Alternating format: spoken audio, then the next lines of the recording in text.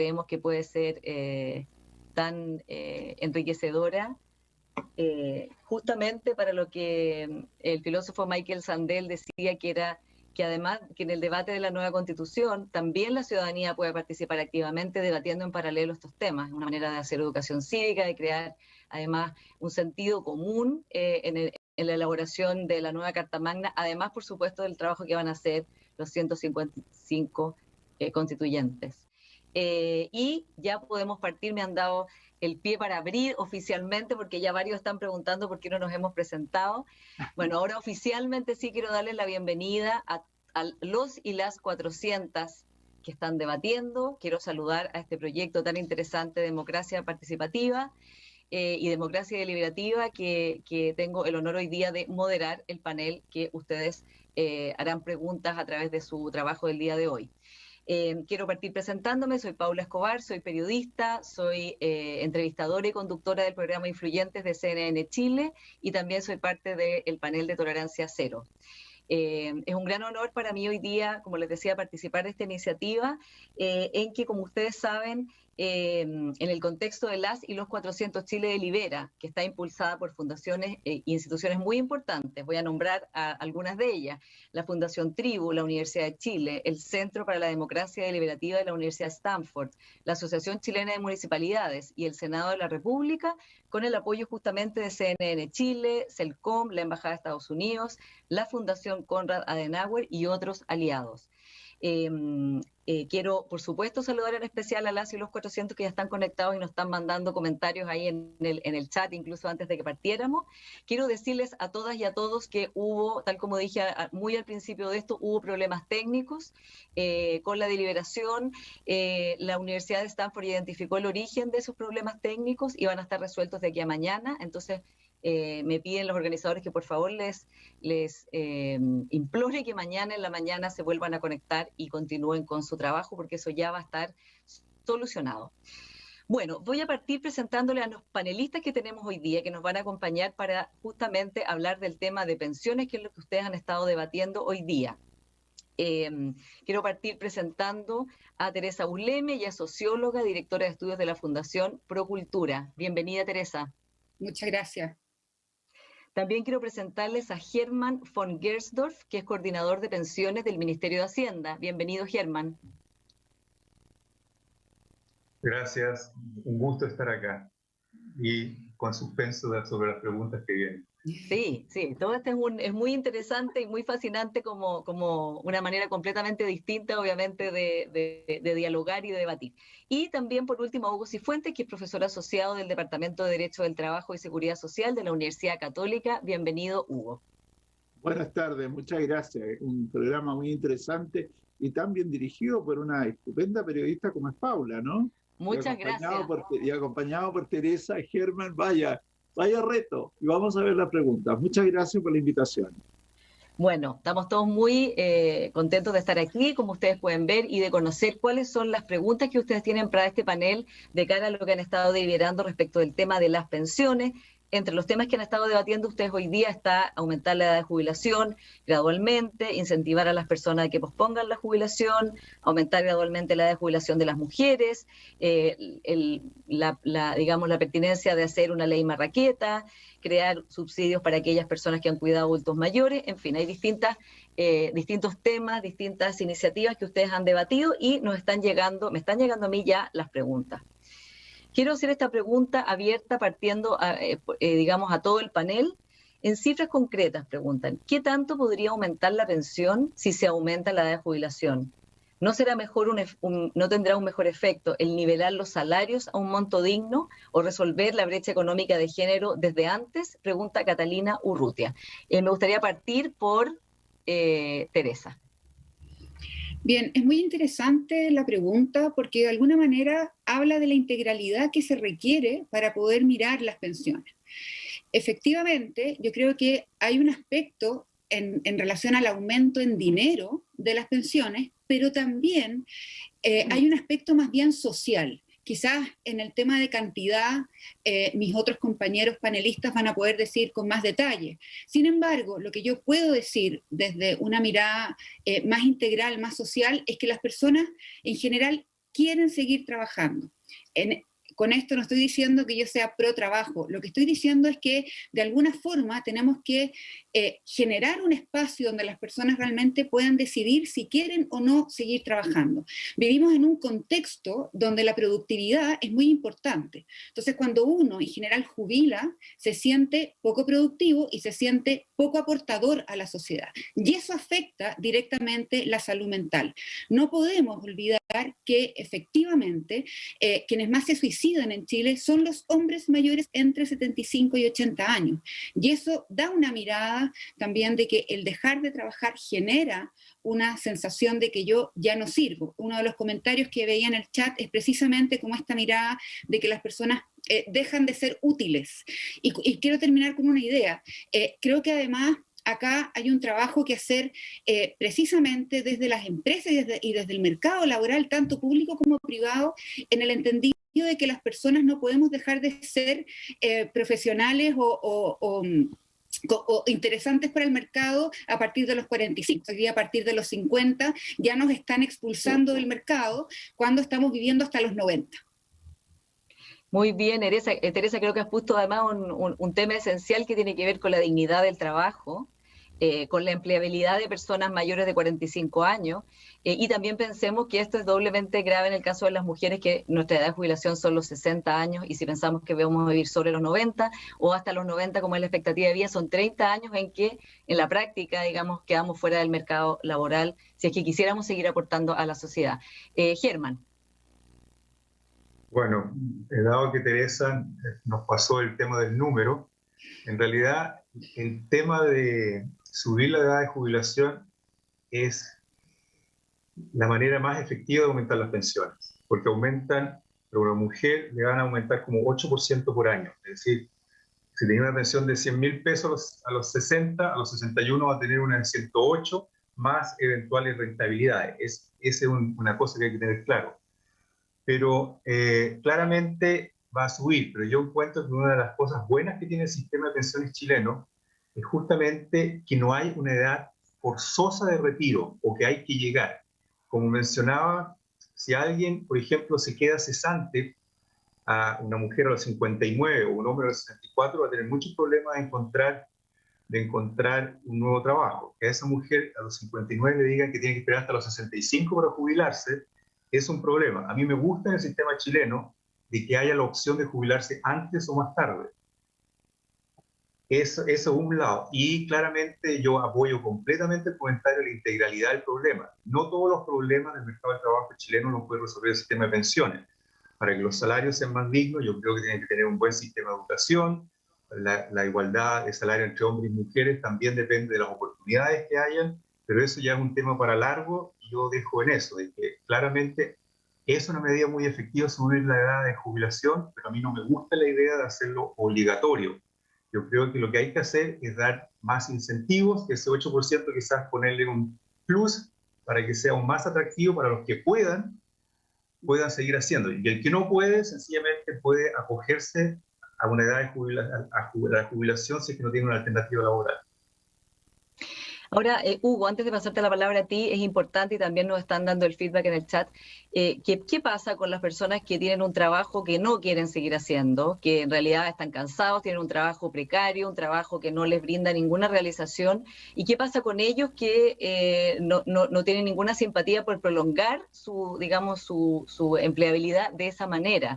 Creo que aquí hay dos temas que son diferentes: quienes quieren y pueden seguir trabajando y quienes no quieren seguir trabajando porque la calidad de su empleo, el salario que reciben, las condiciones de ese trabajo no son las adecuadas. ¿Cómo nos podemos hacer cargo de esta doble tema, viendo obviamente el tema de fondo que es la edad de jubilación, que hay que tomarlo en cuenta?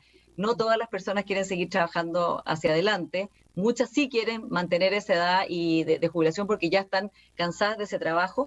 Y retomo acá parte de la pregunta, Hugo, contigo, que es si no es lógico primero aumentar los salarios y luego de tener resuelto eso, pensar en aumentar la edad de jubilación. Gracias, Paula. Son dos temas que tienen que conversar, sin duda, porque la seguridad social es una consecuencia, está asociado directamente a lo que es la vida laboral de las personas. pero déjame decir algo. La pregunta inicial es, ¿qué es la vejez? ¿Y por qué las personas tenemos que retirarnos del trabajo en la vejez? Entonces, tenemos que entender que más allá voy a usar un término jurídico, de la ficción de la edad de jubilación, la vejez es esa etapa de la vida, corríjame, yo creo que Teresa me lo puede corregir mejor, en que la persona, sus condiciones físicas e intelectuales aconsejan que se retire del mercado de trabajo. Porque eso es la vejez, es una incapacidad que tenemos las personas en un momento dado en que ya no es posible para la persona seguir prestando servicio. Con eso, cuando Paula me dice, mira, y cuando tenemos a alguien de 50 años que está agotado, que está cansado, bueno... No, digo de 65, un hombre de 65 y una mujer de 60, que su trabajo es tan precario y tan mal remunerado que la verdad es que sí quiere acceder a su, digamos, al beneficio de poder pensionarse y no tener que mantener eso en una edad avanzada, digamos, un trabajo de esa naturaleza. Ya, pero es que el punto es que ahí tienen que conversar, oye, el sistema de pensiones con el mercado laboral, especialmente los sistemas contributivos, porque eso que está señalando Paula tiene que ver con un sistema contributivo. Distinto sería que tuviéramos un sistema asistencial en que sea el Estado a través de impuestos que genere la pensión. Pero en nuestros modelos, en el chileno, como la mayoría de los países, la pensión se asocia a lo que ha sido nuestra historia laboral. Entonces, generalmente la pensión va a estar, el monto de la pensión va a estar asociado en la capitalización individual al saldo, sin duda, al saldo. Y en los sistemas no de capitalización hay una vinculación entre lo que es la historia laboral, lo que ha sido nuestro esfuerzo laboral, porque el sistema no te puede dar una pensión mejor que la renta. Claro, los sistemas de capitalización individual, claro, por supuesto que no, pero justamente ahora se está debatiendo y se ha presentado una ley en que ya al menos está la idea de que hay un 3% para solidaridad y obviamente la oposición está pidiendo que sea un 6%. O sea, ya se está, digamos, se está debatiendo, entendiendo que tendrá que haber alguna solidaridad inter y intrageneracional en el sistema. Claro, y piensas tú que yo entiendo que no van a ser un 3%, porque hay un 0,2% de ese 3% que tendría que ir a un seguro de dependencia. Entonces, pareciera que para el sistema colectivo solidario iría solo un 2,8%. Yo no sé si con un 20% del total de la cotización, el 16%, un 2,8% representa más o menos un 20%, podemos hacer adecuada solidaridad. No está claro, los compañeros economistas podrán hacer mejores cálculos que yo, que voy de abogado. Entonces, pero, en fin, lo que importa decir, para cerrar, es que la pensión está asociada, o debería estar teóricamente asociada, al momento en que mis capacidades físicas e intelectuales recomiendan retirarse. Para la situación de aquellos que están en edad temprana, que no encuentran trabajo, temprana digo menores de 60 o 65, no encuentran trabajo o tienen dificultades, deben crearse mecanismos adicionales que tienen que ver con seguro de cesantía, que tienen que ver con ayuda a clases pasivas previas a los 65 años, pero que los acompañe hasta que reúnan los requisitos para pensionarse, porque si no, no tendríamos capacidad financiera. Y aquí Germán podría corregirnos qué posibilidades tenemos para una persona de la media y más de la mediana para generar una pensión adecuada antes de los 60 o 65 años. Teresa, te voy a dar al tiro la palabra que quieres hacer un tema y voy a plantearles otra pregunta que en este caso se la voy a hacer a Germán en particular. Aquí hay una pregunta de un grupo que dice, ¿cuál sería el incentivo real para postergar la jubilación? ¿Es un aporte del Estado solo o del trabajador? O sea, ¿quién en el fondo va a hacerse cargo de esta extensión de edad? ¿Es que todos vamos a tener que trabajar más años? ¿Va a haber un aporte del Estado? ¿Va a haber un incentivo?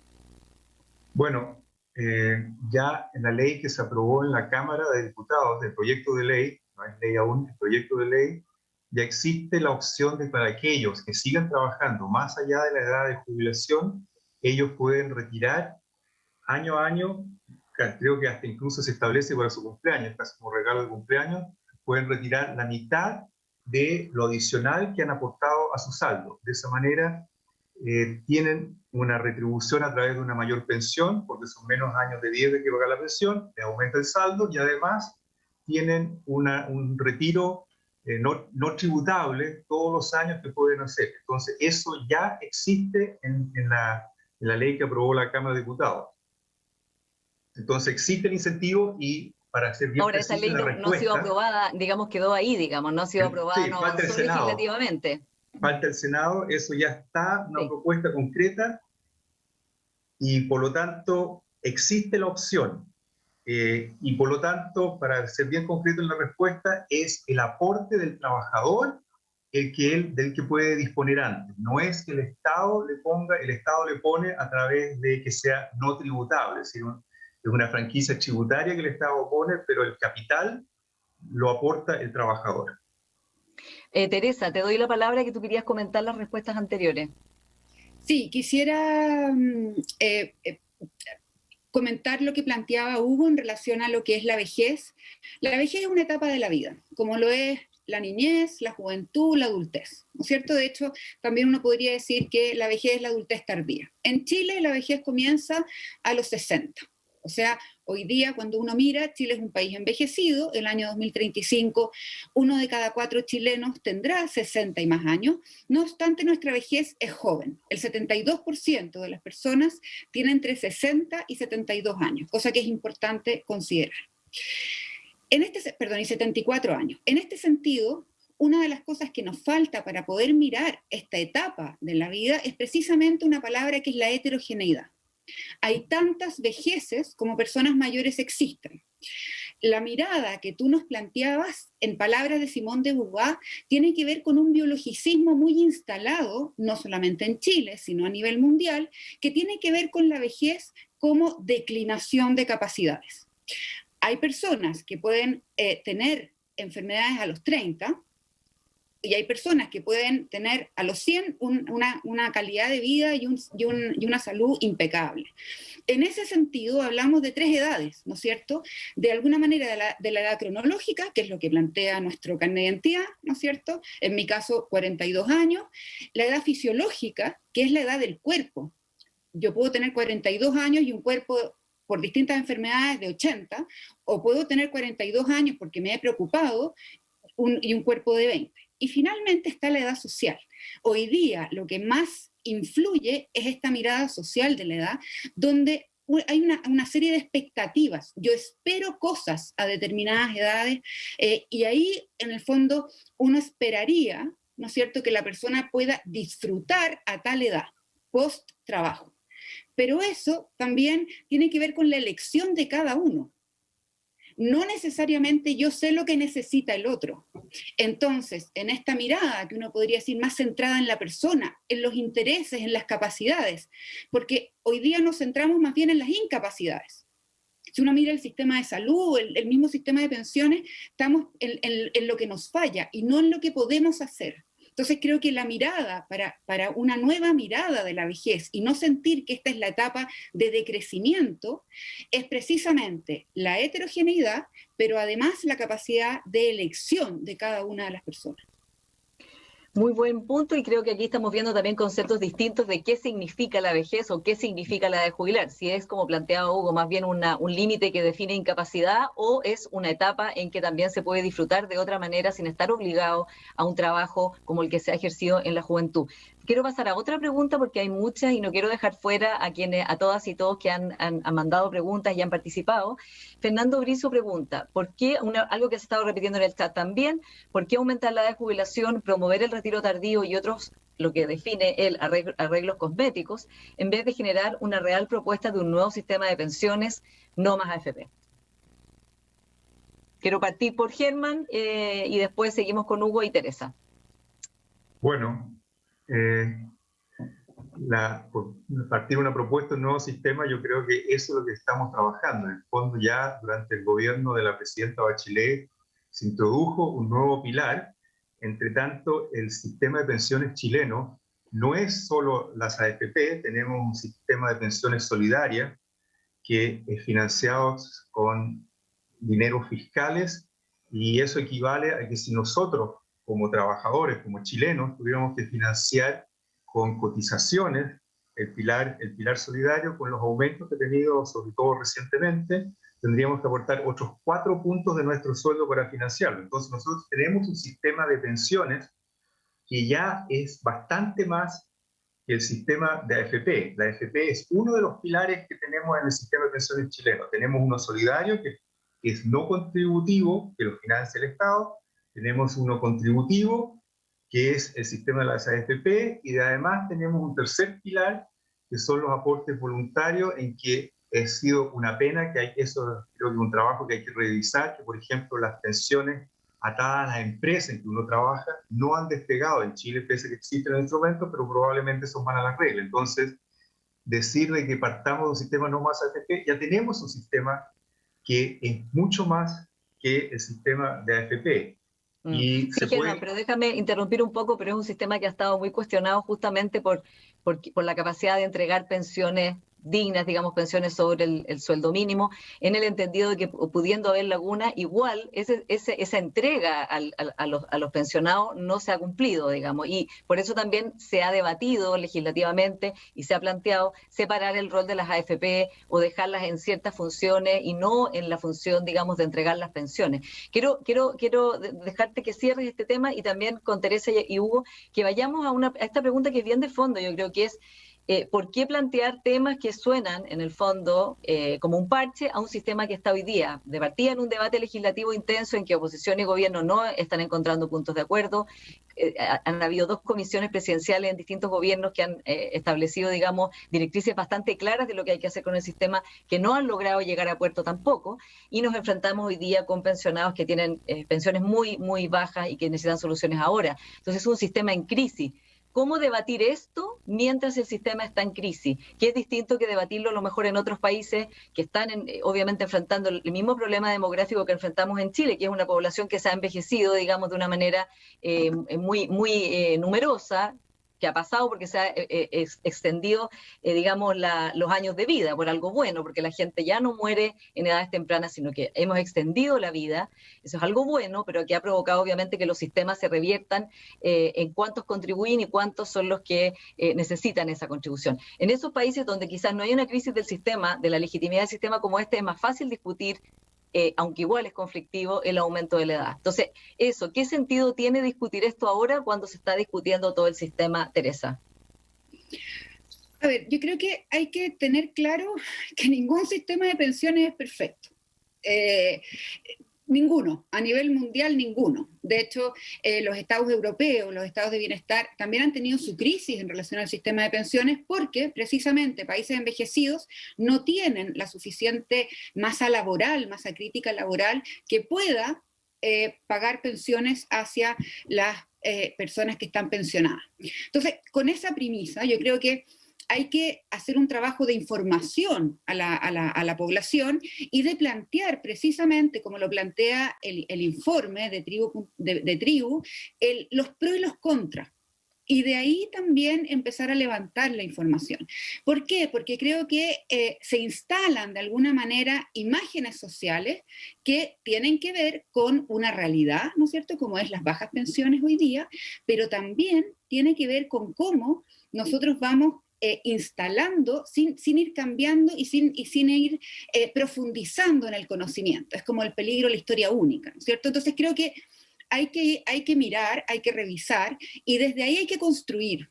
Y hay que construir también con la ciudadanía, de tal manera que esta brecha que se da entre la imagen social y la realidad, que es un poco lo que nos plantea Germán, ¿no es cierto? El sistema no es solamente FP, es mucho más, pero la pregunta es, bueno, ¿cómo eso lo decimos y dejamos también un precedente de que es necesario mejorar los ingresos con el sistema que tenemos, pero ver cómo los vamos a mejorar teniendo claro que hay pros y contras en todos los sistemas? Hugo, sí, mira, un minuto de respuesta. Dime. Sí, bueno, mira, yo todavía me quedé un poco pegado en el tema de la vejez y la invalidez, que planteó ahí Teresa. Creo que el tema de la vejez, como insisto, tiene que ver un poco con el momento en que yo defino que me retiro. Esa debería ser mi mayor libertad, pero lo que pasa es que el funcionamiento de los sistemas de pensiones requieren algunas reglas, dados los compromisos económicos que ellos implican, ¿verdad? Entonces, el legislador está en la obligación de fijar una edad que en el caso de Chile, como se ha dicho aquí, es una edad indicativa para el retiro. Para muy pocos puede ser antes, dado si han acumulado un buen saldo en su cuenta individual. Para la mayoría será la edad legal y si pueden, retrasarán. Yo tengo la idea de que nosotros vamos a tener que avanzar a mover la edad de pensión, pero eso será parte de alguna conversación posterior. Y decir que en realidad un sistema de pensiones, como dice Teresa, son todos diferentes. Tienen reglas comunes, bases comunes. Solo mirar la Unión Europea. La Unión Europea lo que ha dicho en sus últimos acuerdos es que ellos van a mantener su sistema público de pensiones basado históricamente en el reparto, que ya no es el reparto que algunos sostienen que en Chile se podría volver si es que alguien dice terminemos con el sistema de AFP, porque eso es imposible, dado lo que ya señalaba Teresa, de que la demografía hace imposible fórmulas de ese tipo a futuro, sino que hay que replanteárselas. Y de hecho el sistema de capitalización individual, ¿qué es lo que está reclamando hoy día? 40 años después de su establecimiento, de que aumentemos la edad, de que aumentemos las cotizaciones, de que variemos las bases de cálculo de las prestaciones.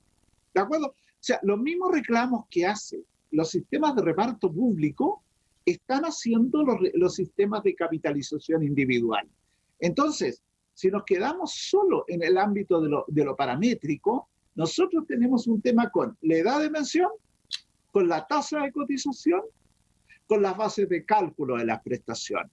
¿Y cuál es el rol que tiene el pilar contributivo en relación con el pilar asistencial básico que el Estado le tiene que otorgar a toda la población que está en una situación de carencia, sin perjuicio del sistema complementario de capitalización? En la mayoría de los países, la regla no es la capitalización individual en el sistema contributivo.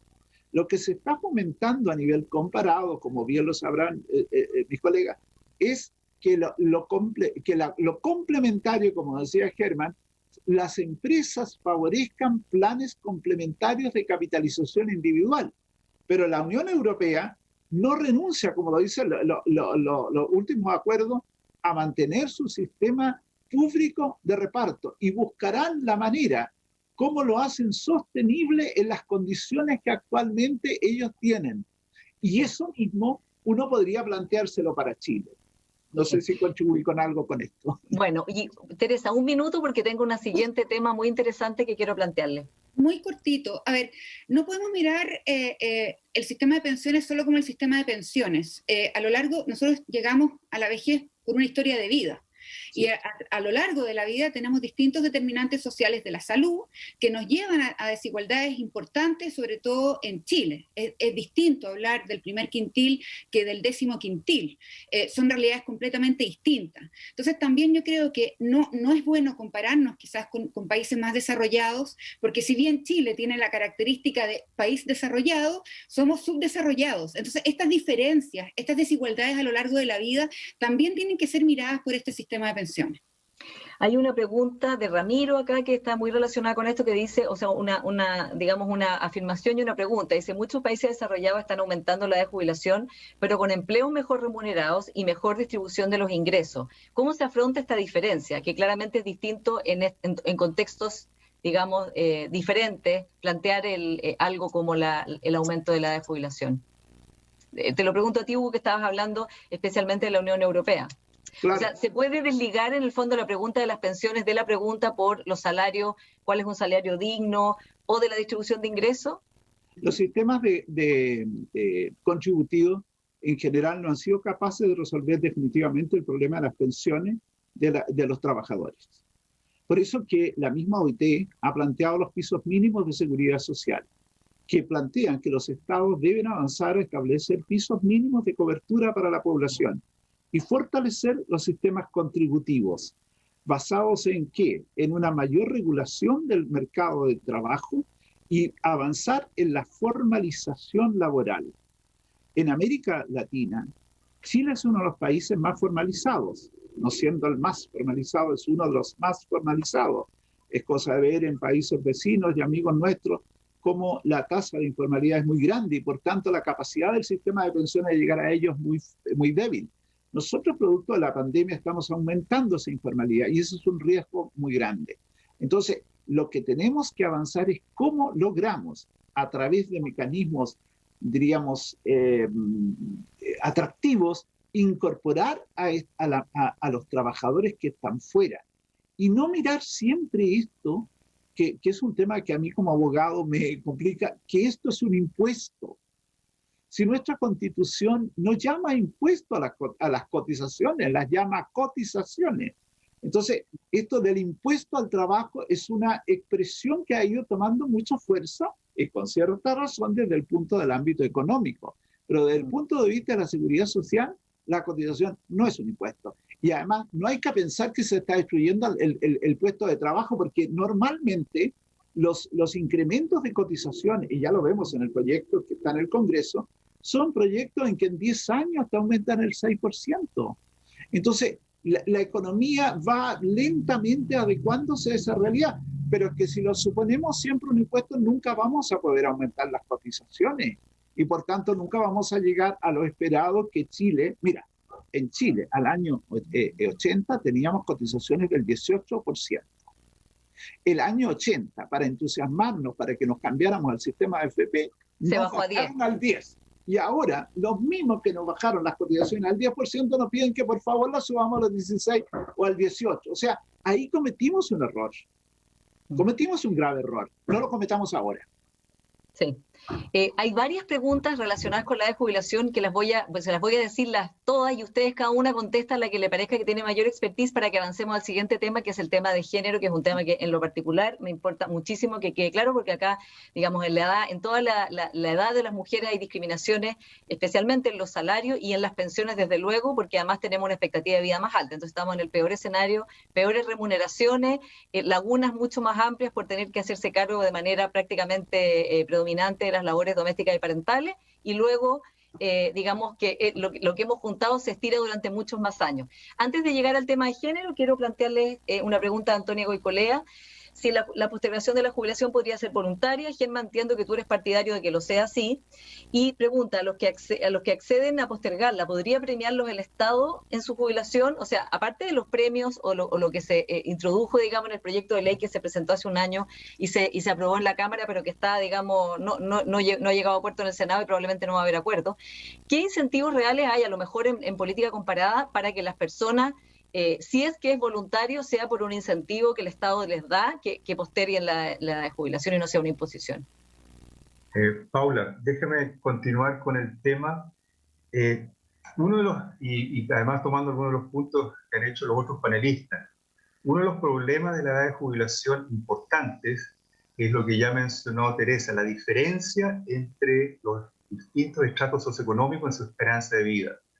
Y ya alguien mencionó la Unión Europea. Tomando el caso de Alemania, si uno toma un hombre del primer quintil a los 65 años, él va a vivir 5 años menos que una persona del primer quintil. Y más grave aún, un hombre de 18 años tiene una probabilidad del 25% de no cumplir 65 años. Del primer quintil esa probabilidad baja a 5 años. Entonces ahí entramos porque a mí me parece que la edad tiene que ser indicativa para reflejar las distintas realidades de distintas personas. Y segundo, cuando hablamos de hacer un subsidio, un premio fiscal, ¿quién va a estar en mejores condiciones de aplazar su edad de jubilación? ¿Una profesional que trabaja en un bufete de abogados con título, maestría en leyes, o la persona que trabaja en la cocina de un jardín infantil? Si empezamos a dar beneficios fiscales por postergar la edad, yo me temo que el impacto distributivo va a ser negativo.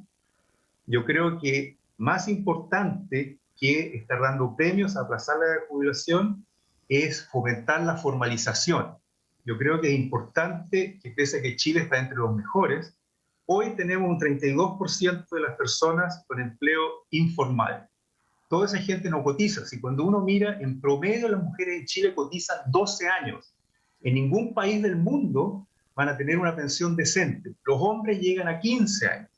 Y todo esto porque la gente entra y sale en la informalidad. Entonces, si el Estado tiene que gastar plata, yo creo que tiene que gastarla en lograr un mayor nivel de formalización para que la gente cotice durante toda su vida, no enterrándole premios a las personas que probablemente postergarían su jubilación de todas maneras. Esa es mi opinión.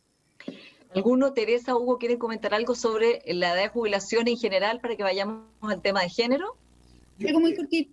Sí, dale, Teresa. No, algo muy cortito.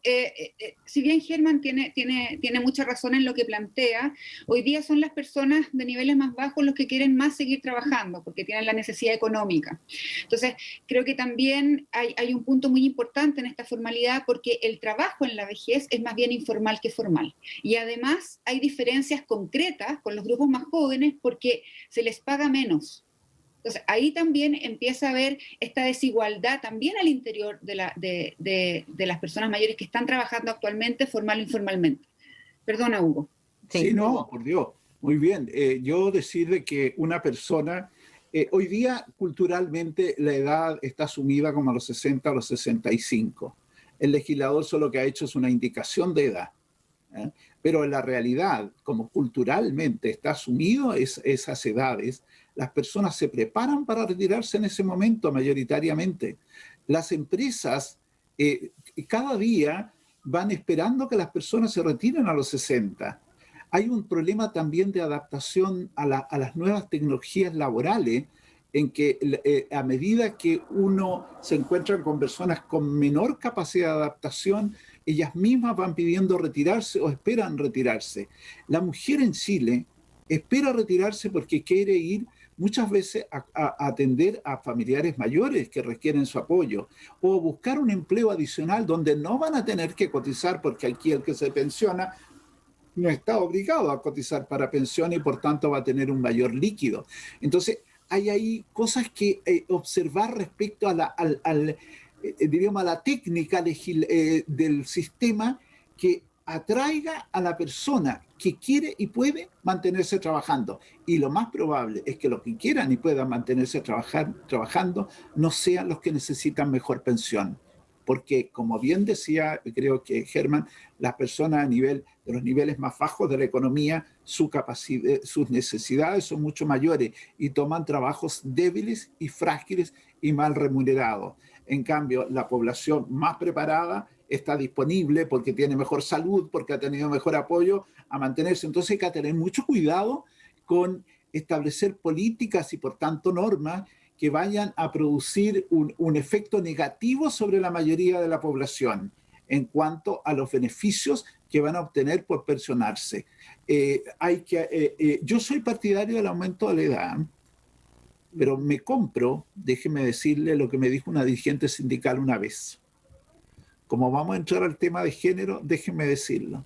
Ella me dijo, profesor, yo me levanto a las 6, preparo a mis niños, los llevo donde mi mamá los lleva al jardín, yo me voy a la oficina, trabajo hasta las 7, pero me quedo hasta las 8 porque si no mi jefe me mira con mala cara. De ahí me voy corriendo para la casa de mi mamá a buscar a mis hijos. Y de ahí me voy a mi casa, preparo la comida, limpio todo y después voy a descansar. ¿Usted quiere que me jubile después de los 60? Bueno, es un muy buen pie para el tema que viene, que es el tema de género, de aumentar o no la edad de jubilación de las mujeres y hacerlo gradualmente hasta igualar a la de los hombres y los argumentos a favor y en contra que se han debatido. Quiero partir con una pregunta de Cristina Tapia, que yo creo que se hace cargo de lo que estábamos comentando antes y que Hugo expone en lo que ha referido recién, que es la trayectoria laboral de las mujeres tiene unas características particulares globalmente y en Chile en particular, en el sentido de que hay muchas inequidades de género que se verifican en el contexto de la vida laboral. Las dobles y triples jornadas, desde luego, hacerse cargo de todas las labores de cuidado de los niños y de los adultos mayores de las familias de manera no remunerada y muchas veces sin ninguna ayuda, especialmente en el caso de quienes son jefas de hogar, pero incluso las que tienen o están en hogares que no son jefas de hogar, se hacen cargo de los niños, de los ancianos, y para qué vamos a decir, como lo hemos visto en la pandemia, que la mayoría de los casos, las que se han hecho cargo de la educación de los hijos o de los hijos sin colegio y guardería han sido las mujeres, ¿no? Por otro lado está la inequidad salarial, laboral, que se calcula, digamos, 25-30% de diferencia entre lo que gana una mujer y un hombre por el mismo sueldo en este país. Y tercero, tenemos el hecho de que hay desde luego límites, barreras para llegar a los salarios más altos, para llegar a las posiciones más altas en las compañías, con lo cual sus salarios tienden a ser precarios en sectores en que se paga menos, hay mayor informalidad y su completamente habitual realización de 2 y 3 jornadas hacen que tengan más lagunas, salarios más bajos y que además se tengan que repartir en más años. Entonces la pregunta de Cristina Tapia es: ¿por qué no se proponen tablas de mortalidad con equidad de género para disminuir las brechas entre hombres y mujeres? O sea, ¿por qué, no sé, Cristina, si le estoy interpretando, por qué las mujeres tienen que ser castigadas por vivir más años cuando está claro que además han tenido que realizar muchos más trabajos invisibles y no remunerados a lo largo de su vida? Parto con Teresa.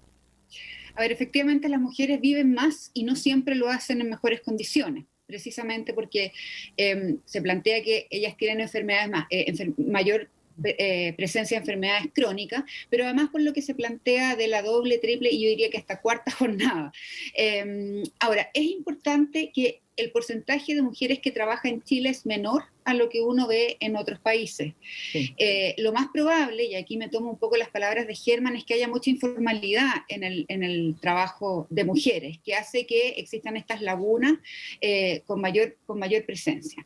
A su vez, quiero decir que históricamente, y aquí también vuelvo a esta imagen del género, las mujeres cuidan. Y aquí quiero decir que no solamente cuidan a personas mayores que tienen algún grado de dependencia, cuidan en general también a todo el ciclo de edad, desde niños, jóvenes, adultos, etcétera. Cuando uno habla con aquellas madres que tienen distintos niños e hijos en situación de discapacidad, su mayor angustia es morirse porque no saben quién va a cuidar al niño, la niña, al joven o al adulto y a la adulta. Entonces, ahí hay un aspecto que es importante. Ahora, con respecto a los ingresos, claramente hay una diferencia y ahí hay que mirar cómo mejoramos el mercado y cómo mejoramos los empleos, que ha sido una discusión que hemos tenido acá desde una mirada de equidad, de que todos, tanto hombres como mujeres y todos quienes tienen otra opción, que no sea ser hombre o mujer, puedan acceder en el fondo a empleos de calidad en igualdad de condiciones. Y otro aspecto que creo que es importante relevar es la educación. Creo que para poder tener un buen trabajo también se requiere tener una buena educación y ahí también hay una desigualdad importante en nuestro país que hay que ir mirando. Yo soy partidaria de que aumente la edad de jubilación, aunque suene poco vendedor, ¿no es cierto? Poco políticamente correcto. Justamente, muy poco políticamente correcto, pero creo que también hay que hacer un cambio de mentalidad, un cambio en el mercado, pero sobre todo, y vuelvo a esta palabra que dije hace un rato, considerar la heterogeneidad. Quiero decir, Hugo, para terminar... Solo para terminar, creo que hay un aspecto importante también que tiene que ver con los accesos que tienen las mujeres, ¿no es cierto? Sobre todo con aquellas mujeres que tienen que cuidar, que no solamente no tienen acceso a un ingreso, sino que no tienen acceso muchas veces a los otros servicios que es importante considerar. Hugo, quiero que te hagas cargo de esta pregunta y también Germán, y que por supuesto vayan contestando todo lo que estamos hablando porque es parte del mismo tema, ¿no? ¿Cuál sería la mejor forma en términos estructurales de igualar las condiciones laborales y previsionales entre mujeres y hombres mediante soluciones efectivas de corto y mediano plazo y no de parche, dice Matías Desfadur? ¿Y qué alternativa de financiamiento solidario estatal se puede proponer para otorgar equidad en las pensiones de las mujeres? O sea, en el fondo, vuelvo a la primera pregunta del panel, digamos, aumentar la edad de las mujeres con todo el escenario que estamos hablando de adversidad y de inequidad, sí que suena algo muy complicado de hacer solo esa medida, ¿no? Porque en la práctica es sin hacerse cargo de todo el problema estructural que hay respecto del trabajo de la mujer y de las desigualdades, en este caso económicas.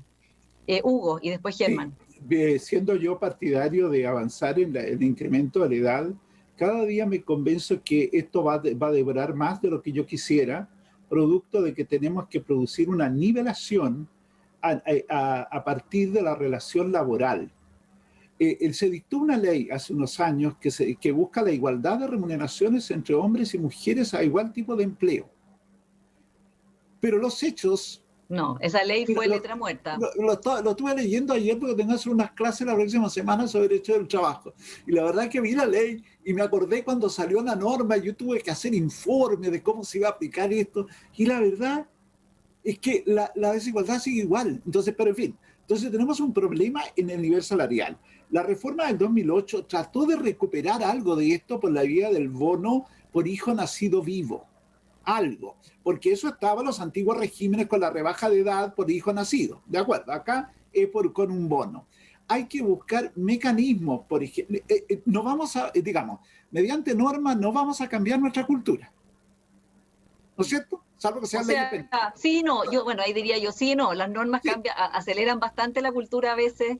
Claro, por obligación, digamos. Claro, pero la penal te la cambia inmediatamente. Pero como estas son leyes como proactivas, nosotros tenemos que avanzar aquí a establecer mecanismos, por ejemplo, que a la mujer se le incentive con beneficios por su empleabilidad y su capacidad de adecuación laboral. Por ejemplo, en el seguro de cesantía. ¿Qué beneficios se pueden establecer para una mujer cesante que ha perdido su empleo con cargo a los recursos de los fondos solidarios del seguro de cesantía? Si los fondos solidarios no son en sí malos, la mayoría de nuestra seguridad social es solidaria en Chile con financiamiento de empleadores y trabajadores. Por ejemplo, que la mujer mantenga beneficios de sala cuna mientras está sin empleo, de tal manera de que tenga el espacio necesario para buscar otro empleo. Eso es una, digamos. Otra, hay que terminar con este tema de que la mujer mata su toro con el propio saldo que tiene en la cuenta individual. No puede ser. ¿Cómo específicamente qué te refieres? Entonces, supone de que este fondo solidario, para el cual se estaría destinando solo un 2,8 de la cotización del empleador, tiene que incrementarse para mejorar las pensiones débiles de nuestras mujeres. Porque ellas, aparte de que, digámoslo serio, nos cuidan, digámoslo serio, ellas se encargan del hogar, estando presentes o estando fuera. La sociedad chilena eso ve. Entonces, ¿cómo la sociedad chilena provoca equilibrio respecto de nuestras mujeres que, queriendo trabajar, se ven complicadas de hacerlo por los hijos, etcétera, etcétera, etcétera? Entonces, por ejemplo, establecer beneficios por cuidado de mayores. Porque seamos claros, nosotros la sociedad chilena todavía no está preparada a llevar a sus adultos mayores dependientes fuera del hogar. Al contrario, la tendencia es que entre más se pueda mantener a los dependientes severos en el hogar, pero eso supone que alguien los cuida. Y la sociedad chilena todavía entiende que la mujer, ¿cómo le compensa a la sociedad esa situación? Y enseguida, producir igualdad en la base de cálculo de las pensiones. Hay que poner al hombre y la mujer en igualdad de tiempo cotizado y de saldo, en condiciones de igualdad para generar una pensión que va a ser más larga en el caso de la mujer. ¿De acuerdo? Ya, o sea, ¿estarías de acuerdo con lo que se está proponiendo acá? Que haya equidad, digamos, en el cálculo de la pensión. Sí, Germán, ¿tú estás de acuerdo con eso? Y de ahí le doy la palabra a Teresa. Y voy a agregar una pregunta y me piden que vayamos siendo un poco más breves en la respuesta. ¿Por qué no mejor, antes de hablar de aumentar los años de jubilación para las mujeres, mejor equiparar en primer lugar los sueldos entre hombres y mujeres y si es posible que el cálculo de la esperanza de vida se ajuste a un cálculo real, concreto y no a 110 años? Pregunta Alex. Y Manuel Arancibia, estas dos preguntas son para Germán porque es de la comisión, digamos, coordinadora de pensiones del Ministerio de Hacienda, es autoridad, digamos, sobre la materia. ¿Por qué no valorizar el periodo de maternidad de las mujeres como un trabajo remunerado y evitar lagunas previsionales? Pregunta de Manuel Arancibia. Germán. Bueno, aquí hay varias. La primera, una aclaración. Nadie asume que la gente va a vivir hasta los 101 años. Las tablas de vida llegan hasta los 101 años, pero la probabilidad, digamos que elimináramos el año 101, la pensión cambiaría en 20 pesos, porque la probabilidad de llegar a esa edad es tan mínima que, por lo tanto, no es que cuando a mí me calculan, si tengo 65 años, y tengo 100 millones de pesos, no van a dividir mi fondo por 35 años, sencillamente porque la probabilidad mía de llegar a los 101 años es 0,01. Por lo tanto, si nosotros elimináramos el año 100, no cambiaría nada. Es una concepción. Por ejemplo, si nosotros miramos las mujeres, las mujeres que cumplieron 60 años, un 74%, es decir, 3/4 de las mujeres todavía están vivas a los 85 años. Y de ahí, y en los hombres pasa algo parecido. De los hombres que están vivos a los 65 años, un 56% están vivos a los 85 años y de ahí empiezan a morir más rápido. Y esas son tasas de mortalidad. Eso es lo primero que quiero aclarar. No es que se suponga que nosotros todos vivimos hasta los 101 años. Eso... Porque la tasa de mortalidad, aquí lo están poniendo varios en el chat, establece 110 años, de hecho, ¿no? O sea, pero lo que tú estás diciendo, Germán, es que nunca se aplica esa tasa. Es decir, por supuesto que se aplica, pero cuando yo me calcula mi pensión, la probabilidad mía de llegar a los 110 años debe ser 1 en 100.000. Y eso y por lo tanto, la compañía de seguro reserva 1 de cada 100.000 pesos que tengo para eventualmente tener que pagar una pensión a los 110 años. Tiene que reservar mucho más plata para el año siguiente, porque ese año yo casi seguro lo voy a alcanzar. Por eso mencionaba, en los primeros años, después de jubilarse, las tasas de mortalidad son mucho más bajas que más adelante. Entonces, que la tabla llegue hasta los 110, la podemos recortar a los 100, pero el impacto en las pensiones va a ser mínimo. Y volviendo al tema de la equidad de género, yo creo que... la igualdad salarial, o sea, ¿por qué no la igualdad salarial, el tema aquí, lo más importante, yo creo que lo más importante, como dijo Hugo, se pasó una ley y ha tenido muy poco impacto, es decir, nada ha cambiado. Yo creo que, por ejemplo, la noticia que leí ayer, que la mejor admitida a ingeniería en la Universidad de Chile fue una mujer. Me parece espectacular porque la solución del tema acá es mayor educación, mayor productividad. Y más que trabajar con el seguro de desempleo, como mencionaba Hugo, yo creo que el CENSE en estos momentos debería tener un foco de género mucho más importante, de manera que, por ejemplo, la mujer, cuando quedó desempleada, o incluso, ya que hasta los niños están haciendo teleeducación durante el embarazo, durante el periodo postnatal, tener una capacitación que vaya mejorando las calificaciones laborales de las mujeres. Yo creo que pasando leyes nos podemos morir esperando, pero en la medida que le convenga a las empresas tener mujeres más capacitadas, vamos a tener mucho más éxito por los salarios y las pensiones.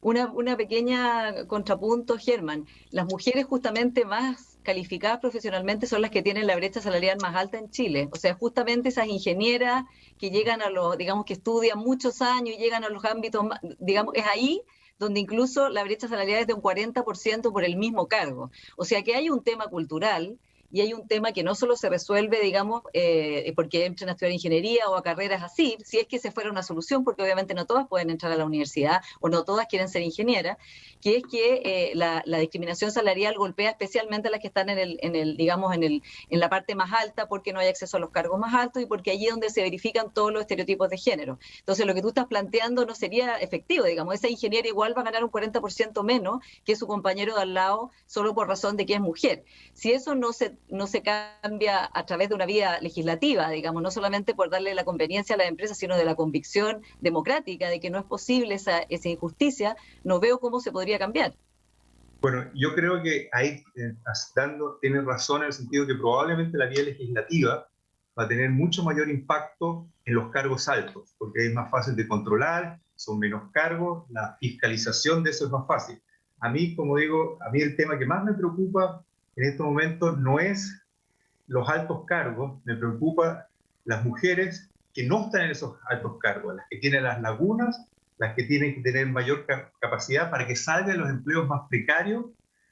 Esa es la gente que a mí me preocupa más. Yo creo que tiene razón, que con una medida legislativa a nivel de los directorios, de las altas gerencias, tú vas a poder lograr esa igualdad. No, yo no digo que sea más importante la discriminación salarial de ellas, digo que lo que estabas planteando tú era que justamente a través de que accedieran a cargos altos por tener profesiones como de ingeniera, se superaría el problema y la inequidad es la misma. Es decir, que hay una injusticia de base. No es un problema de si las mujeres estudian o no. Obviamente que en los salarios más precarios significa que aparte de la injusticia de que le paguen menos, tiene mucha menos plata para llevar a su casa y tiene mucha menos plata para aportar a su pensión. Pero el punto que es transversal a todas es la injusticia que es cómo se puede corregir de una manera en que claramente no se ha dado por la vía espontánea de que las empresas lo corrijan solas, o incluso a veces el propio Estado puede pagar discriminando salarialmente. Los otros países donde funciona lo han resuelto de una manera legislativa, imponiendo multas muy altas a las empresas que pagan y o discriminan por razón de género, por razón de raza, por razón de religión y otras causalidades.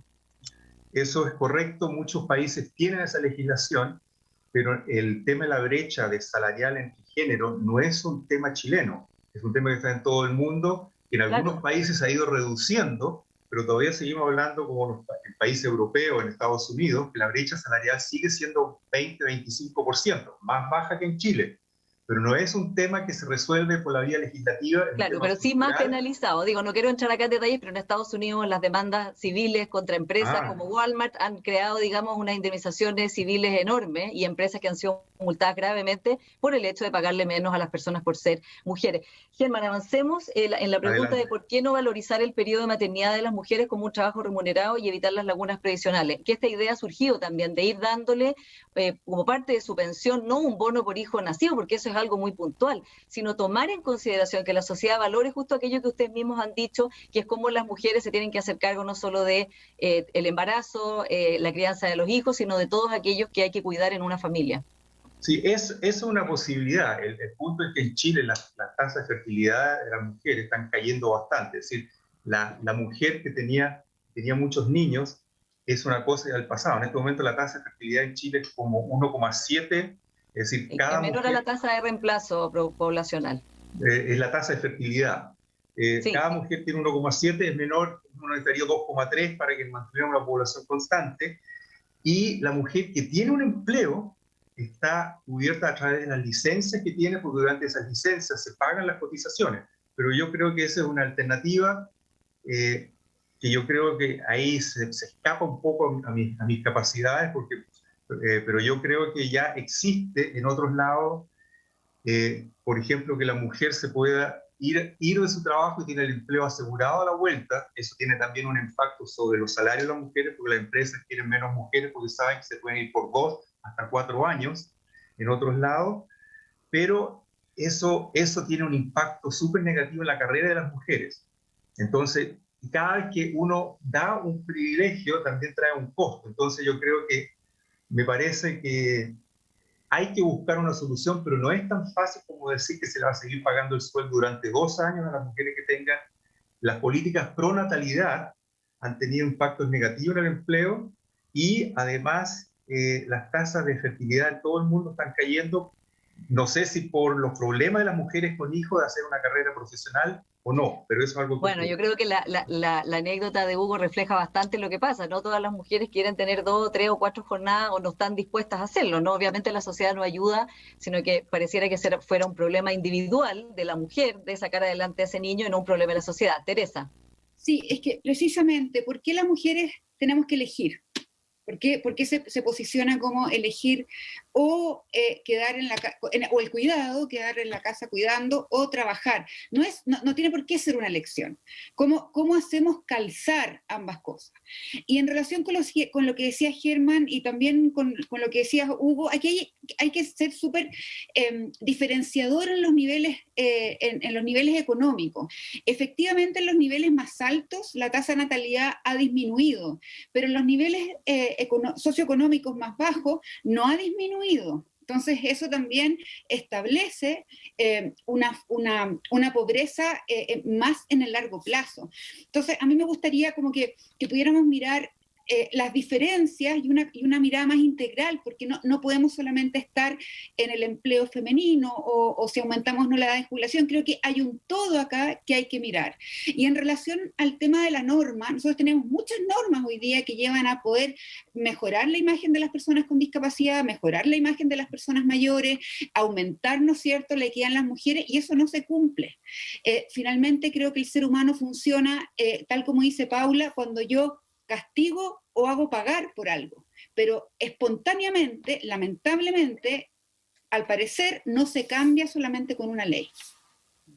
Hugo, ¿cuáles son tus que abriste el tema de género, ¿qué piensas de todo esto? Y si ves que en el fondo, una pregunta que se repite en el chat y también en las preguntas que me han enviado, es que muchas mujeres dicen, y por eso es impopular hablar de aumento de la edad de jubilación, especialmente en el caso de las mujeres, de que están muy cansadas ya, o sea, que más allá no tienen trabajos que sean a lo mejor algo que sea agradable de hacer, sino que son trabajos pesados, con muchas jornadas, y que ya están muy cansadas para que las obliguen a trabajar 5 años más. Sí, yo, como decía, técnicamente creo que hay que modificar la edad, pero lo técnico no necesariamente es lo que la realidad nos lleva a sostener. Yo no sé si los jóvenes actuales, observo a mis hijos, van a tener una forma de llevar la vida familiar de la manera que me tocó llevarla a mí. Creo que los hombres jóvenes y la mujer joven está pidiendo al hombre otro tipo de cumplimiento de otro tipo de obligaciones, y eso hay que fomentarlo y mirarlo con cuidado. Quiero decir que en relación con la tasa de reemplazo de las rentas de las trabajadoras que están en el periodo de reposo maternal, postnatal, está cubierto por la seguridad social. Las trabajadoras siguen recibiendo cotizaciones por la seguridad social por las remuneraciones que tenían. Entonces, creo que el punto ahí es más bien cómo hay un equiparamiento en las obligaciones del hombre y la mujer respecto del menor de edad. Pero también entiendo que eso tiene que ver con un cambio cultural, porque la ley del postnatal permitió que los hombres se hicieran cargo por un tiempo del cuidado del menor en el periodo postnatal. Pero nadie la ha tomado esa ley, nadie ha tomado el beneficio, ningún hombre, creo que el 0,1%. No, si algunos han querido. Yo me consta que algunos han querido. Pero yo te digo, creo que la cifra no es más del 0,2% de los hombres chilenos que han hecho uso del postnatal. Totalmente de acuerdo. Pero muchos de ellos que han querido no han podido porque la mujer entiende que el hombre no está preparado, por un lado. No, yo creo que eso es un estereotipo, no sé. No, quiero. También hay algunos, quiero decirte que también hay algunos que en el trabajo los han mirado feo por querer tomarse incluso los 5 días legales de postnatal. O sea, que el empleador le ha dicho, oye, pero ¿cómo se te ocurre si eso, digamos, que te vas a ir a cuidar una guagua? Más factores culturales que el hecho de que las remuneracionales, mujeres, digamos, no quieran. Y remuneracionales, porque el hombre, como gana más que la mujer, al ir a cuidar el menor, el subsidio, el hombre va a perder remuneración. Entonces, no hay un favor ahí. Pero espérate, y quiero decir que también tenemos que preguntarnos qué hacemos con la situación de la mujer desde el sistema de pensiones. Sí. Desde el sistema de pensiones, lo que tenemos que hacer es evitar esta discriminación de la mujer que por razón de edad tiene una menor pensión. O sea, la sociedad... De edad y de lagunas y de menos salario. Y por consiguiente lo que tiene que ocurrir es que la cocolectividad a través de su sistema contributivo busque mecanismos para que todos ayudemos a que la mujer esté en igualdad de condiciones que el hombre para pensionarse. Que no sea solo su historia laboral la que pese, porque tiene que incluirse lo que ha sido su dedicación a la doble, triple o cuarta jornada y lo que significa su esperanza de vida, que como bien dice Teresa, además es una esperanza de vida larga con más dificultades que la del hombre. Entonces, eso es donde, en mi opinión, hay que poner el punto. Cómo el sistema de seguridad social se hace cargo de poner en igualdad de condiciones a la mujer que el hombre que ha sido su pareja o la mayoría de los hombres. Te estoy entendiendo, Hugo, que sería un financiamiento solidario y estatal. Sí, señores. Ya. Sí, señores. Germán, ¿tú estarías de acuerdo con algo así, con que haya un sistema, un financiamiento solidario y estatal que pueda otorgar equidad en las pensiones a las mujeres? Pregunta Verónica, y yo estoy también aquí haciendo juntando las preguntas de los temas que hemos hablado ahora. Es decir, lo que es, ya por ejemplo, que hemos mencionado varias veces la Unión Europea, en esos países las tablas de vida son unisex, es decir, no hay diferencia. Lo que habría que calcular ahí es sencillamente, porque por ejemplo, ¿qué pasaría con las pensiones de sobrevivencia y algunas razones? Pero en el fondo eso es un mecanismo que ya se hace. El efecto va a ser claro, las pensiones de las mujeres van a ser más altas y las de los hombres más bajas. Es decir, en todo esto siempre hay ganadores y perdedores, pero más que buscar un financiamiento estatal, yo creo que lo que se puede hacer es reconocer ciertas actividades, como mencionaba Hugo, de que las mujeres están haciendo, que tienen un beneficio social, que tiene un beneficio, no que le hagan el desayuno al marido, porque eso sí que afirmar los estereotipos, pero sí algunos roles sociales como que mantener a una persona dependiente en su hogar, que el subsidio y seguro de dependencia que se está promoviendo en el proyecto de ley de pensiones le daría un aporte pequeño, pero ya es un aporte, pero yo creo que lo que hay que decidir es tablas unisex o no. Teresa, ¿tú estarías de acuerdo con que los años de lagunas que hay por justamente los ciclos de vida, de cuidado, de hijos, etcétera? Bueno, de hecho, un paréntesis, por la pandemia hay 800.000 mujeres que salieron de la fuerza laboral, hay un retroceso de 10 años, de una década de inserción laboral femenina que, como misma Teresa dijo, es muy baja, no solo comparada con la OCDE, sino con Latinoamérica. O sea que es una situación muy dramática de baja inserción laboral. ¿Serías partidaria de que se reconociera como un aporte estatal al fondo de pensión de cada mujer, digamos, todas estas circunstancias que la han rodeado, que han impedido que tenga una capitalización individual más alta? A ver, ahí hay una discusión que no hemos dado y que quizás en algún momento podríamos, quizás no en este panel, pero más adelante, que es todo lo que tiene que ver con el concepto de solidaridad. ¿Estamos dispuestos a ser solidarios como sociedad? ¿O es solamente vamos a ser solidarios cuando nosotros no nos tocan el bolsillo? Perdón la expresión un poco, no sé, más práctica, ¿no es cierto? Entonces, creo que es importante poder revisar ese concepto. Por otra parte, hemos hablado hartas de las tablas, ¿no es cierto? Pero hoy día las tablas solamente consideran edad.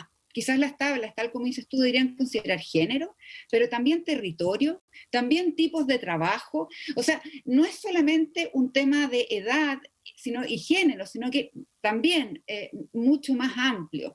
Lo otro que creo que es muy importante en relación a las mujeres es que y estamos hablando mucho de la cultura, que es difícil, ¿no es cierto?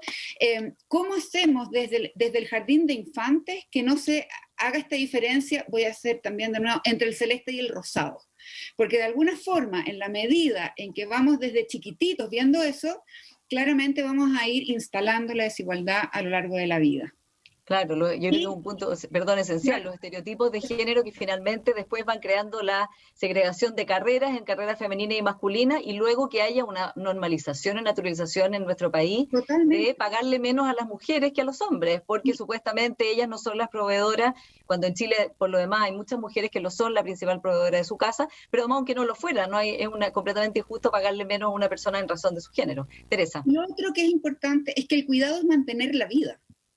Y es un derecho, al Estado le debería importar que nosotros mantengamos la vida. Entonces, en ese sentido, también el Estado debiera asumir desde una mirada de derecho que efectivamente las mujeres están haciendo una labor de gran importancia. Claro, esa es como lo que se estaría buscando, digamos, en estas preguntas que se refieren a un aporte estatal y solidario hacia la circunstancia en que ha ocurrido su trayectoria laboral.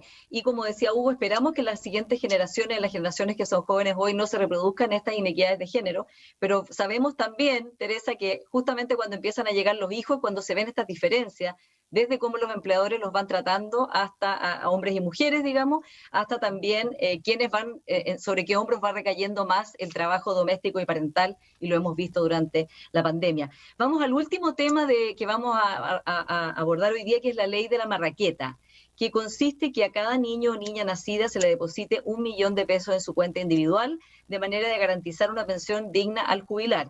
Lo que tiene a favor es que aumenta las pensiones en largo plazo, lo que tiene en contra, como argumento en contra, es que no soluciona el problema de las bajas pensiones hoy, y hay sectores que se oponen si este ahorro es dirigido a una AFP. Quiero hacerle esta pregunta a todos ustedes: ¿cuál es su opinión, qué opinan de esta ley de la marraqueta? Germán. Bueno, esta idea de la marraqueta no es nueva y se ha discutido varias veces. Sencillamente, primero, que aclarar de que el costo no es tan terrible, porque lo que se le daría en la marraqueta sería como un bono de 1 millón de pesos con un horizonte de 65 años, de manera que la persona, y gracias al milagro del interés compuesto, ese 1 millón de pesos a través de los años pasaría. Si eso responde a la persona que se preocupa que lo administre la AFP. Al final es un bono del Estado que está ahí y es casi como los antiguos bonos de reconocimiento.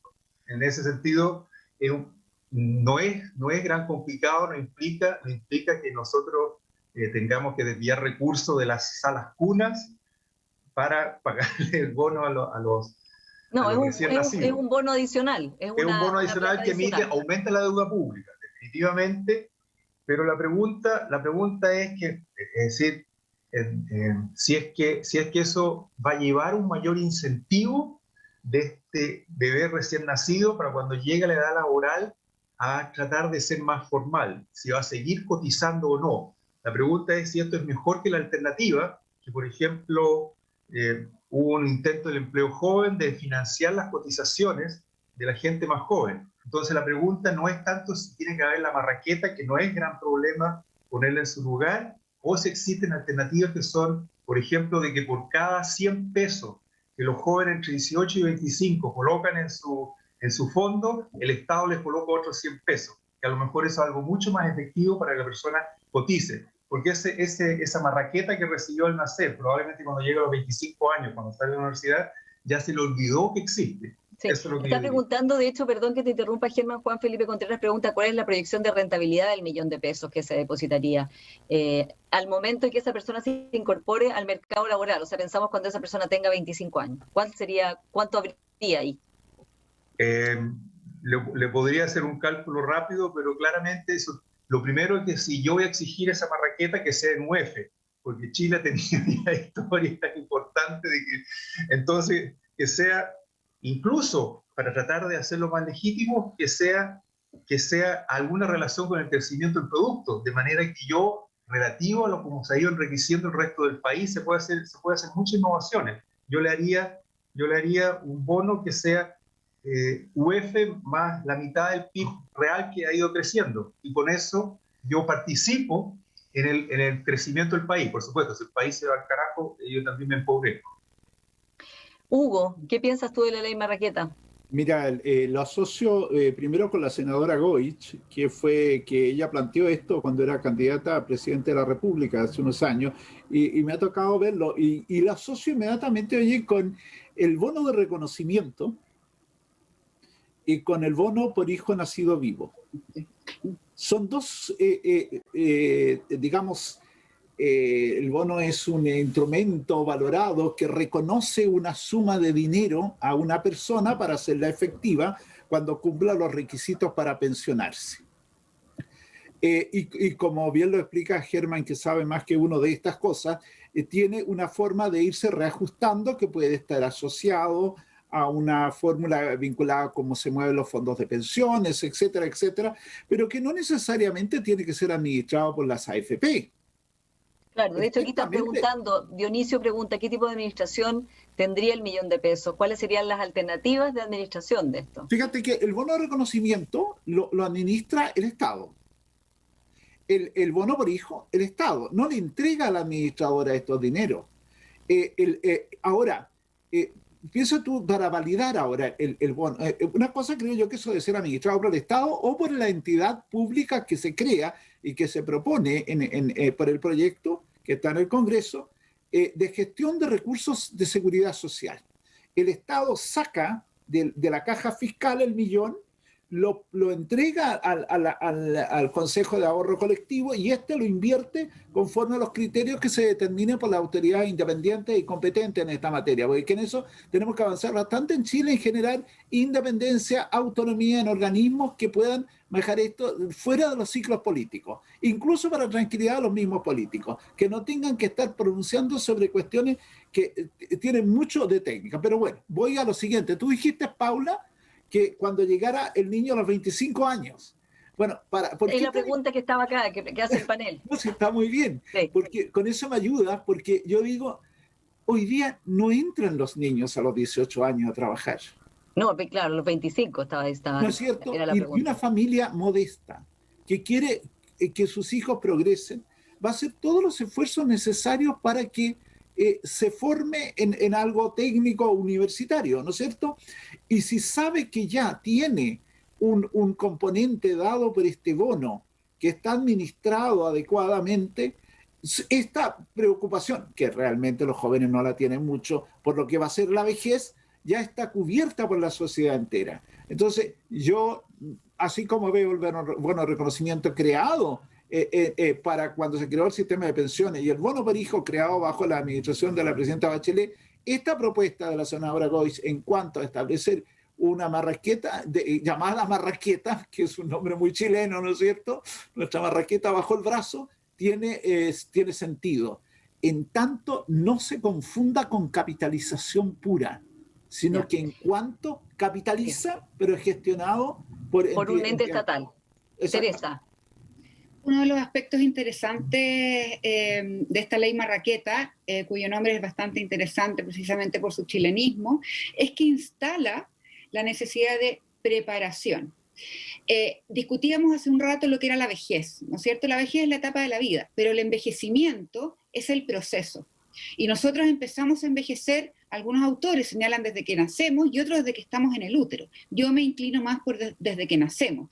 Cuando partió esta reunión, todos éramos más jóvenes. Cuando termine esta reunión, todos vamos a ser más viejos. Y eso hay que empezar a instalarlo.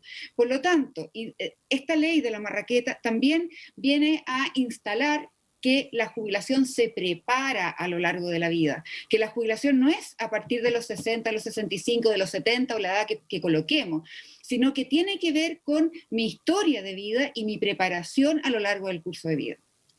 Germán, una pregunta para ti, te la voy a hacer yo de parte... Antes de la pregunta, la respuesta a la anterior. La marraqueta a los 25 años va a valer 2,7 millones en términos reales, es en pesos actuales, y a los 65 años 12,8 millones. Ah, ya. Muy bien. Muchas gracias. Ese era el cálculo que importante los economistas. Una pregunta al principio. ¿Por qué la ley, para ti, Germán, por qué la ley marraqueta, que antes ya había sido propuesta, ya sabemos que fue propuesta de la senadora Goiz cuando fue candidata presidencial, ya había sido propuesta en otra reforma de pensiones, no fue incluida, siendo que no representa un gasto excesivo para el Estado y tiene un gran impacto en las pensiones, dice Max Jorquera? Bueno, como acabo de tirar esos dos números, un gran impacto en las pensiones no lo tiene. El millón de pesos a los 65 años son 12,7, que no es malo, pero lo más preocupante en el sistema de Chile es las lagunas de cotizaciones. Entonces, ese millón no da un incentivo a seguir cotizando. Eso lo tengo, va a estar ahí y en algún momento, cuando llego a 65 años, me va a aportar. Pero más importante que la marraqueta es tener un buen sistema de pensiones solidarias, porque eso me va a aportar mucho más a mi vida que los 12 millones de pesos que yo voy a haber acumulado a lo largo de toda mi vida. Pero no es un tema grave, yo no sé por qué no ha sido aprobado. No es un problema, digamos, un problema relevante hacerlo o no hacerlo. Tampoco ya, no hay una controversia en torno a él. Ya. Sí. Vamos a avanzar ahora al tema del cuidado, ya que es un tema que nos falta. Es el último tema que vamos a ver antes de cerrar este panel de hoy. Pregunta para Hugo, de parte de César Segura. ¿El Estado debe pagar un subsidio adicional por concepto de cuidado de adulto mayor y también a las personas que se hacen cargo del cuidado de sus hijos con enfermedades y que no pueden trabajar? Yo creo que el Estado tiene una responsabilidad enorme en apoyar especialmente a la mujer, dado que ese tema estábamos hablando, que es la que se hace cargo de los adultos mayores. Y por tanto debe haber un aporte a sus cotizaciones, ya como un bono, ya como un reconocimiento de tiempo, de acuerdo a la fórmula que tenga acá el sistema nuestro, que tendría que ser por reconocimiento más bien de un bono, por el cuidado de un adulto mayor. Eso de todas maneras.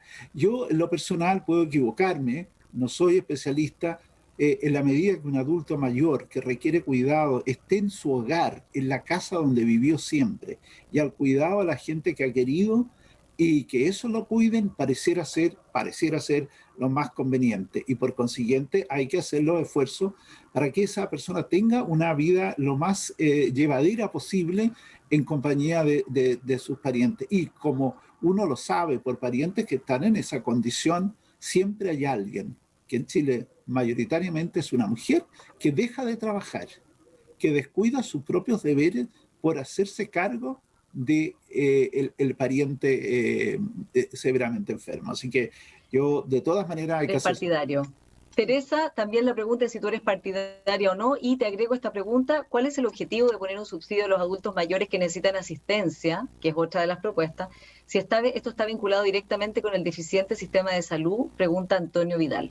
O sea, también, como estábamos conversando antes, acá hay una situación que, digamos, puede ser una consecuencia de otra mal funcionamiento, digamos, en nuestra sociedad. A ver, yo estoy de acuerdo plenamente con Hugo.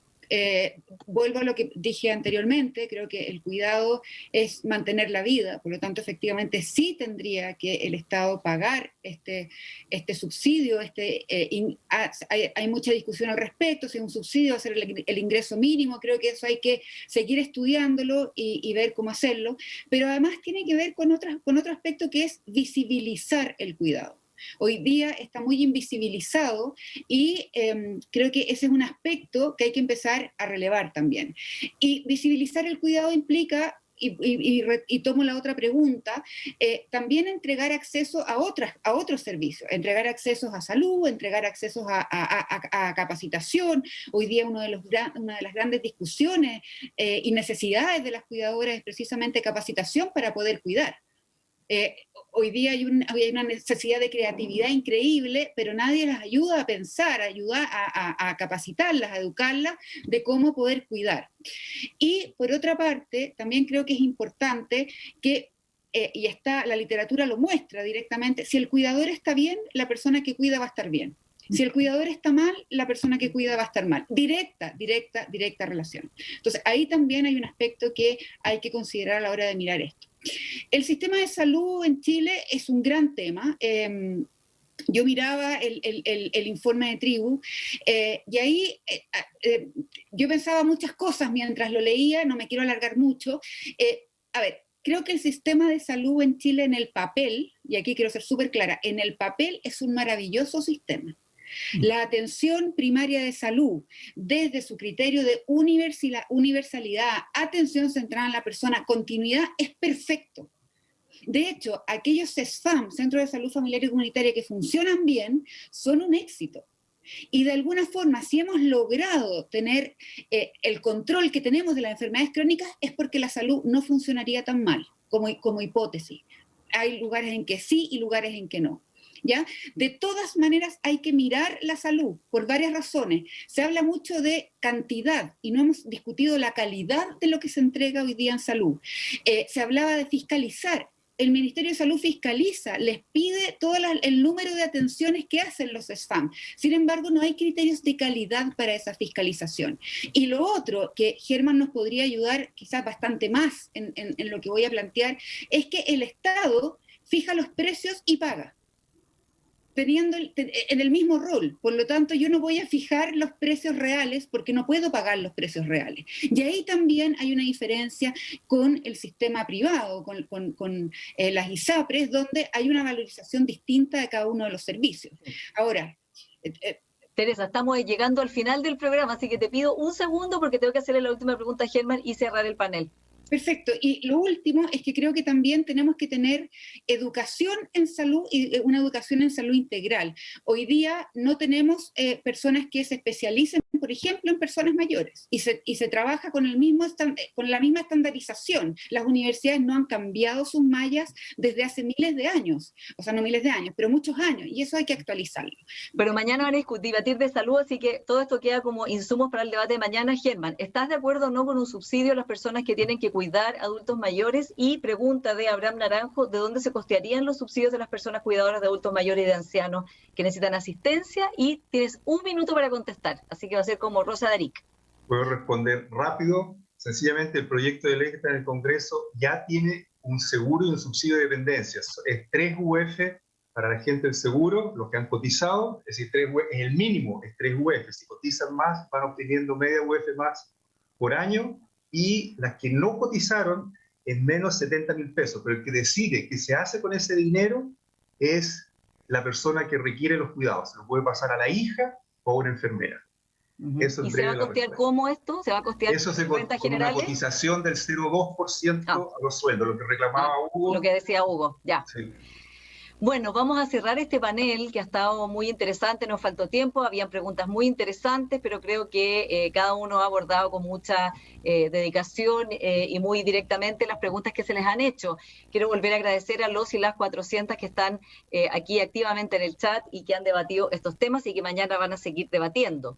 Quiero recordar y cerrar diciendo que en estos 3 primeros paneles se han abordado distintas reformas al sistema de pensiones. En el primero, reformas estructurales, incluyendo el cambio de sistema. En el segundo, reformas relacionadas al pilar solidario y al actual sistema de AFP. Y en este panel, en el tercero, se discutió criterios que son necesarios definir en cualquier sistema, como la edad de retiro, la equidad de género y el cuidado de dependencia. Es decir, que el tema de los otros temas que de repente han sido cada cierto tiempo puestos acá, como los cambios estructurales del sistema, han sido debatidos en otros 2 paneles, lo que les acabo de nombrar. Mañana se abordarán las propuestas relacionadas al sistema de salud, como les decía. Es muy importante que participen los y las 400 hasta el final. La plataforma de deliberaciones ya estará funcionando bien mañana en la mañana, y al término del día todas las personas tendrán la posibilidad de dar su opinión a través de una encuesta individual. Bueno, con esto les agradezco a los la panelista, los panelistas, a los y las 400 por toda la energía y los insumos que nos han dado, por su chat. Les agradezco todos los comentarios que nos han hecho a través de él. Y agradezco, por cierto, a todas las instituciones que han hecho que este gran proyecto, que es los y las 400, Chile Delibera, sea posible de una manera tan vibrante y que seguramente va a favorecer tanto nuestra nueva Constitución. Muchas gracias a todos y a todas y nos veremos en una próxima oportunidad. Muchas gracias. Adiós. Gracias. Adiós. Muchas gracias. Muy amable. Chao. Suerte. Chao, chao.